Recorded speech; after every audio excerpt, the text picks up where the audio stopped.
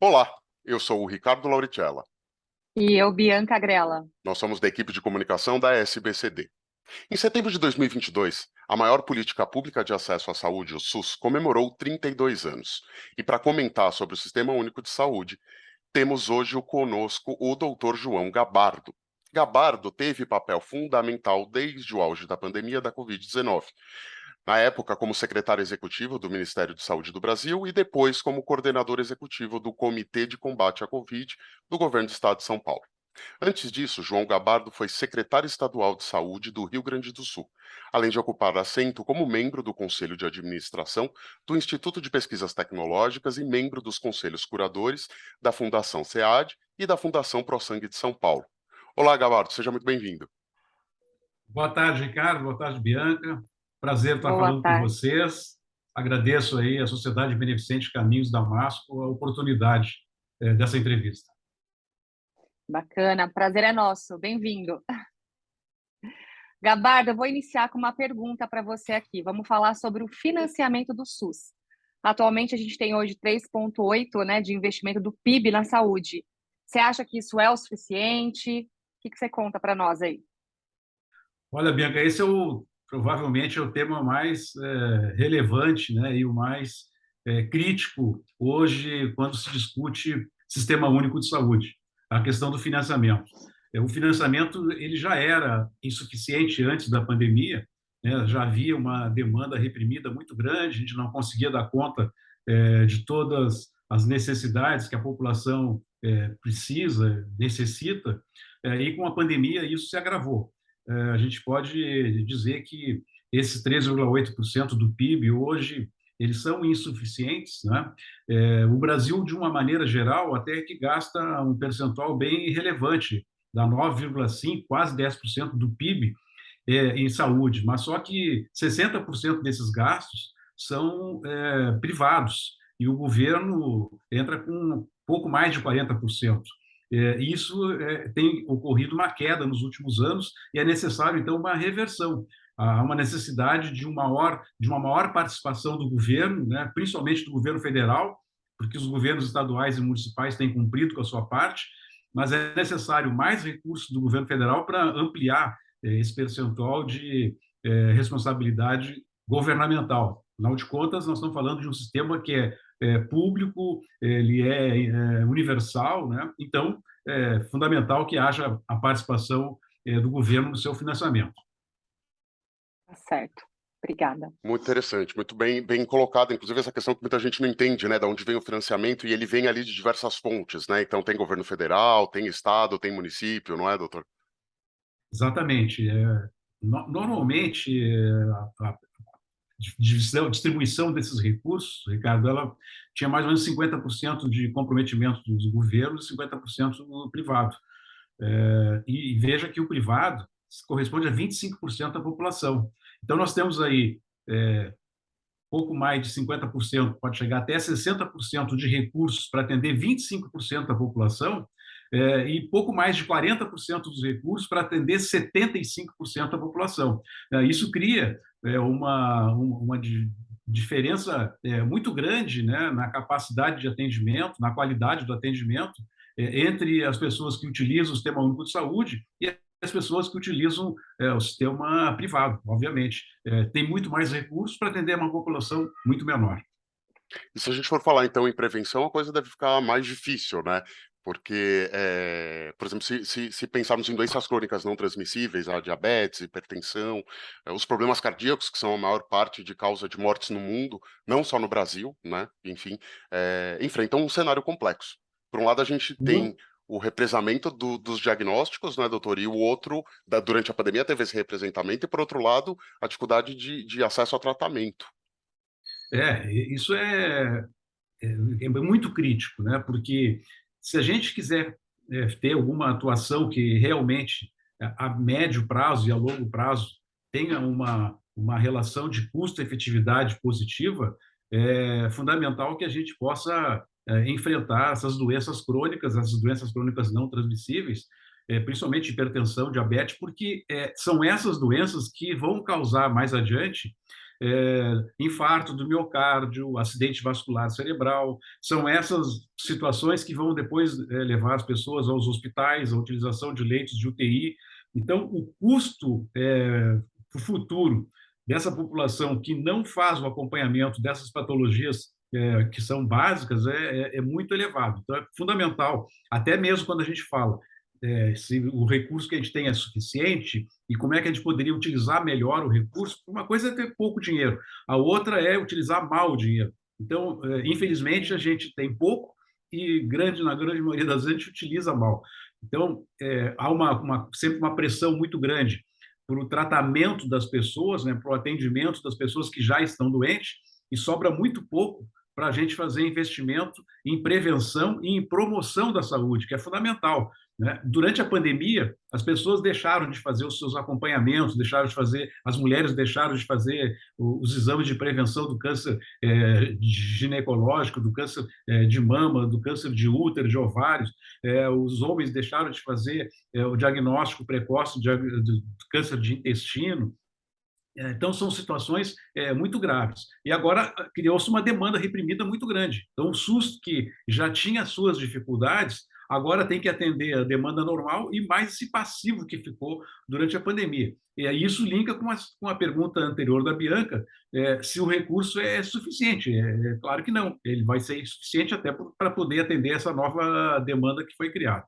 É fundamental, aí, quando a gente fala em promoção, Ricardo, que que a população entenda que o que é mais efetivo para evitar essas doenças, para reduzir doenças no futuro, é a implementação de hábitos saudáveis de vida, né? Se a gente pensar na importância de combater o sedentarismo, né, através da atividade física, combater a obesidade com uma qualidade melhor de alimentação, combater o tabagismo, combater o alcoolismo, isso sim, isso é fundamental. Isso vai reduzir a incidência dessas doenças, vai reduzir a incidência de câncer, vai reduzir acidente vascular cerebral, vai reduzir a necessidade de internação hospitalar. Então, um país que tem a responsabilidade de orientar a sua população em relação à saúde pública tem que colocar como um ponto fundamental essa questão da prevenção, que é fazer diagnóstico e fazer diagnóstico precoce das doenças,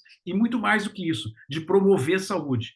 O ministério não deveria ser só um ministério da doença, né? Ele não é um ministério da saúde, ele é um ministério da doença. Nós deveríamos investir muito mais em saúde, efetivamente. Muito bem colocado, Ministério da Saúde, não da doença, né? Antes de passar, Bianca, para você, eu sei que você tem mais uma pergunta aí, mas eu queria perguntar, doutor Gabardo, seria a saúde digital e as novas tecnologias de atendimento uma forma de, além da promoção de hábitos saudáveis, é claro, uma forma de a gente correr atrás desse prejuízo? Sem dúvida, sem dúvida. Esse prejuízo a gente não vai conseguir superar com as medidas que nós estamos acostumados, com o mesmo de sempre, né? Nós vamos ficar na expectativa de ter mais profissionais, mais especialistas, mais cardiologistas, mais neurologistas, a gente não vai ter esse mercado. Nós vamos ficar com a expectativa de ter profissionais em áreas remotas do país e nós não vamos ter profissionais suficientes para atender as demandas nessas áreas remotas. Então, a saúde digital, ela pode nos ajudar de várias formas. Vamos daquilo que é mais simples, né? Com o teleatendimento.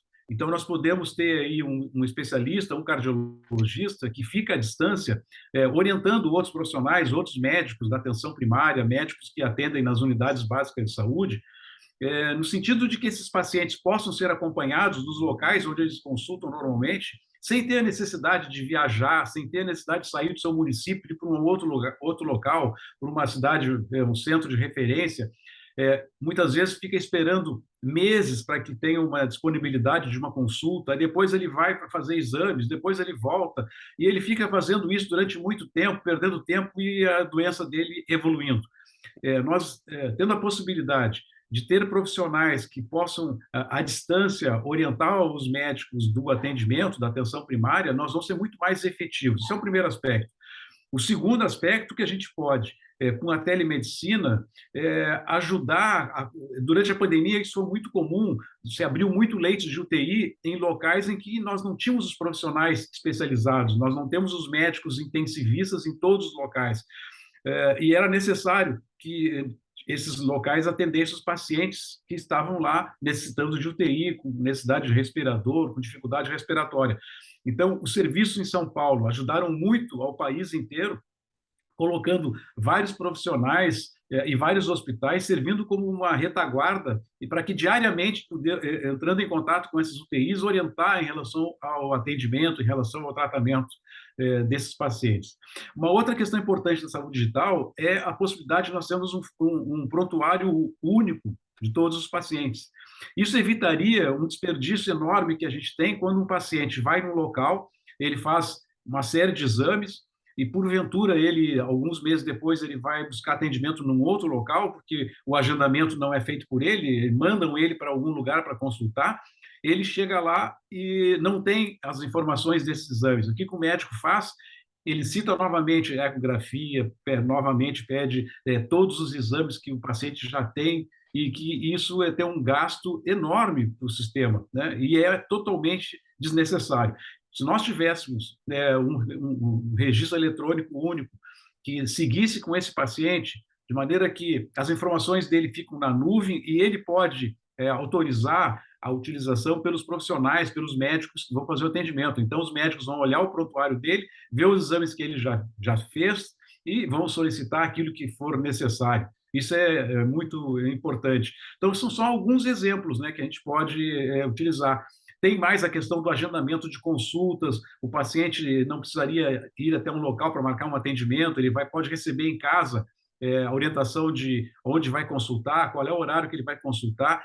É possível que a gente faça utilizando os mecanismos de saúde digital, identificar crianças que estão com vacina atrasada para chamar os pais, olha, fulaninho de tal deveria ter feito a vacina no mês passado, não fez ainda, ou o paciente que tem uma hipertensão e que deveria ter voltado para fazer o acompanhamento da sua doença e não voltou, ele pode ser chamado, ele recebe já no seu celular, olha, sua consulta está marcada para o dia tal.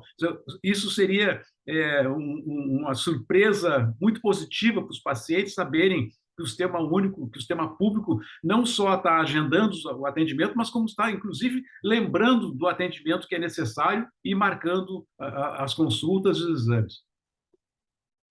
Fantástico, fantástico. É utopia, Gabarto, pensar em prontuário eletrônico? Poxa, o Sistema Único de Saúde tem tudo para ter um prontuário, né, esse desperdício de exames, o paciente submetido à radiação, enfim, uma série de coisas. Seria tão bom ter isso? É utopia pensar nisso? Não é utopia. Acho que a gente está avançando bastante. Tem um desafio muito grande que primeiro, nós temos conectividade em todos os locais. A gente sabe que alguns locais do país têm muita dificuldade, inclusive com a conectividade, não existe internet, mas isso não é motivo para a gente não avançar, porque 95% da população brasileira ela é atendida em locais onde nós temos internet, nós temos conectividade da melhor qualidade, né? Então, estamos falando aí de 95% da população. O que a gente precisa é iniciar como foi feito com a pandemia. Eu não sei se vocês chegaram a experimentar isso durante o período que a gente tomava vacina. Quando estava na fila para fazer minha vacina, eu procurava sempre entrar e sem me identificar como um usuário normal do sistema de saúde. Eu terminava de fazer a vacina, eu já ia direto no aplicativo lá no Conect SUS para ver o que estava aparecendo. E Sim. 15 minutos, 10 minutos depois da vacina, eu já tinha lá a minha vacina registrada. Ora, se a gente conseguiu fazer tudo isso para a imunização, para a vacina do Covid, nós podemos fazer isso para todas as outras vacinas, nós podemos iniciar com as internações hospitalares, por exemplo, né? Quando o paciente interna, ter as informações originárias aí da internação hospitalar dele, quando ele fizer esses procedimentos de maior complexidade, exames de alto custo, também ficar registrado no sistema, os medicamentos que estão sendo utilizados, hoje já é possível que o próprio paciente coloque algumas informações no seu prontuário, do tipo, a Bianca tem alergia a um determinado medicamento ou a uma determinada situação, iodo, por exemplo. Então, é importante que os profissionais saibam que ela, sendo alérgica ao iodo, não vai poder fazer exames contrastados com os mesmos produtos que se utiliza normalmente, porque ela corre o risco de ter um choque anafilático. Então, essas informações, o próprio paciente, pode colocar no seu prontuário, no seu registro. E aí a gente vai avançando, vai com as internações hospitalares, os procedimentos de alta complexidade, depois a gente vai incluindo as consultas médicas, vai incluindo os medicamentos que estão sendo utilizados, né? Eventualmente, ele também não precisará buscar mais o remédio no posto de saúde, ele pode até receber na sua residência o medicamento que já está previsto e está disponibilizado nesse sistema. Então, a saúde digital ela é fundamental, ela vai ser a saída que nós temos para aumentar a escala de atendimento e, por consequência, a corrigir um pouco essa demanda reprimida, né, que ficou aí pela pandemia, e ela também pode ser muito útil para racionalizar os gastos. A gente vai gastar de uma forma muito mais racional. Bom, basicamente a minha pergunta era em cima sobre a vacinação aí, né? Fato que o plano de imunização ele ganhou, né? O pessoal tem mais consciência hoje sobre a vacinação, mas com tantas outras doenças aí chegando, monkeypox, meningite, você acha que o brasileiro ele está mais consciente ou não? Olha, infelizmente, eu tenho dúvidas dessa afirmação.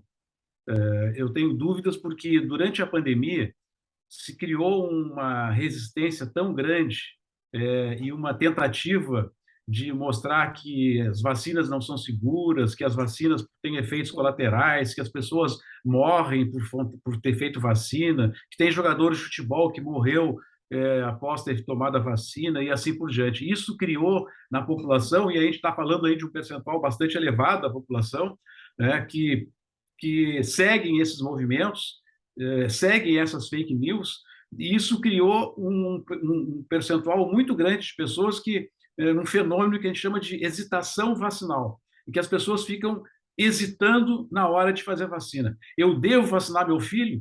Eu tomei a vacina, mas aqui estão dizendo que para a Covid não é bom que as crianças se vacinem, que o risco de fazer a vacina em criança é maior do que o benefício. E isso vai criando uma situação na população de muita insegurança.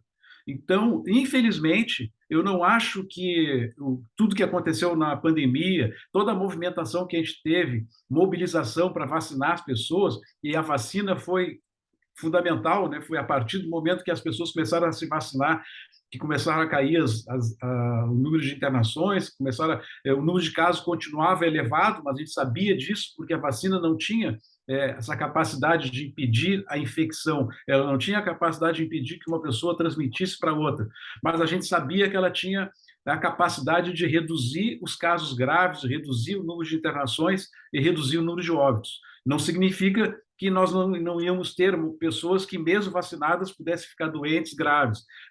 Sabíamos que não era impossível que uma pessoa vacinada pudesse até morrer de Covid.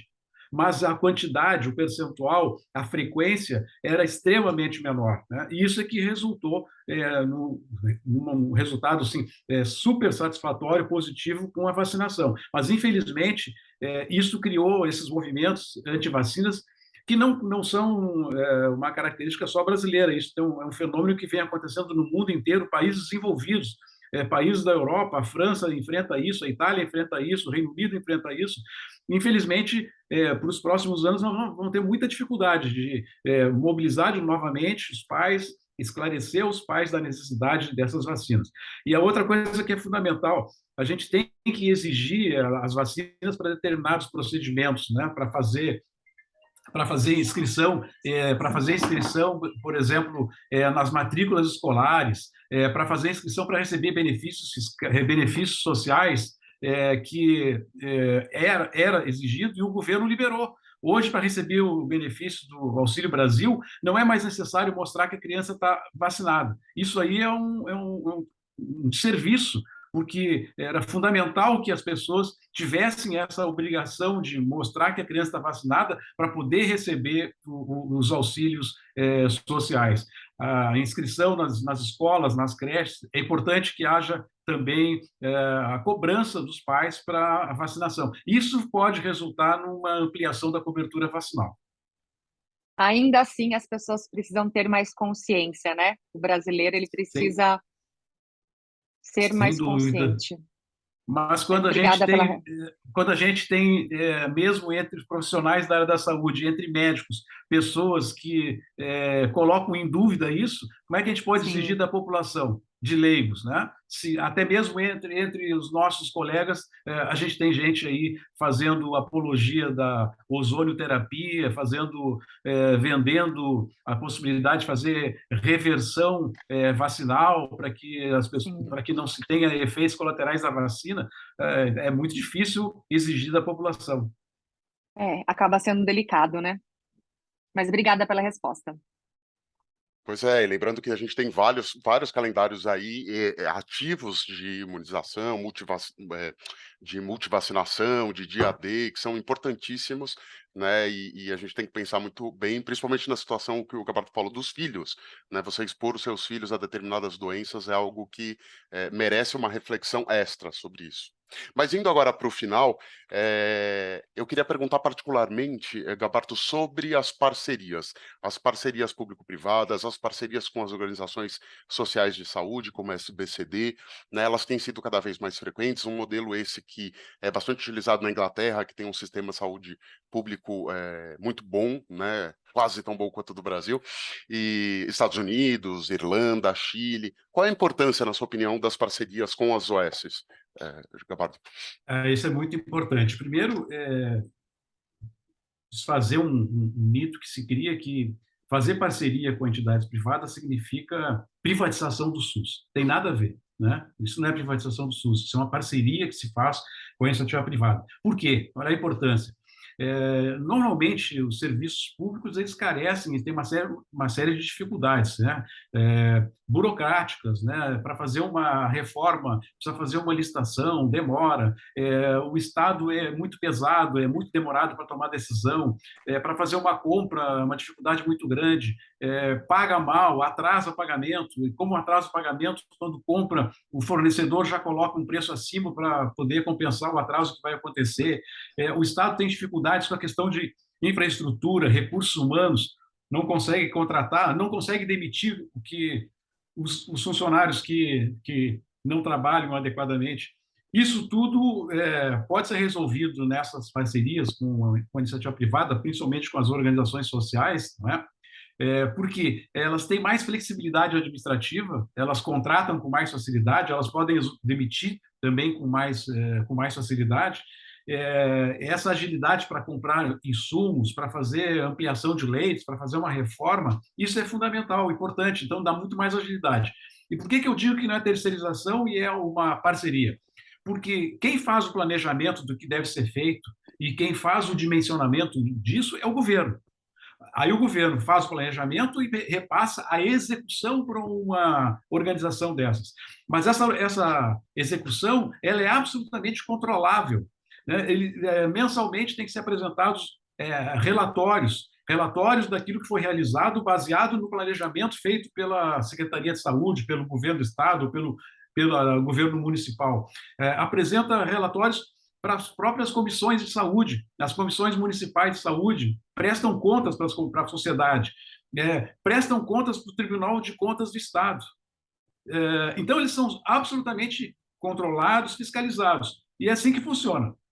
O governo faz o planejamento, o governo faz a contratação, uma organização social executa os serviços e o governo faz o monitoramento, faz a fiscalização, faz acompanhamento. Se o serviço não está sendo realizado na forma como foi contratada, ela deve tomar as providências. Tem muitos serviços que não funcionam adequadamente e que têm que ser dispensados e ser substituídos por outros serviços que tenham a capacidade de cumprir com aquilo que foi contratado. Então, isso é fundamental. E não tem nenhuma dúvida que isso melhora a qualidade do atendimento, dá mais flexibilidade, dá mais agilidade, e quem ganha com isso é a população. Quando pergunto para as pessoas se elas foram se elas querem ser atendidas num serviço público, estatal, governamental, ou se quer ser atendido numa instituição filantrópica, uma instituição, uma organização social, A população vai dizer, não me interessa quem que me faz o atendimento, eu quero é ter um bom atendimento. Isso que é importante, tem atendimento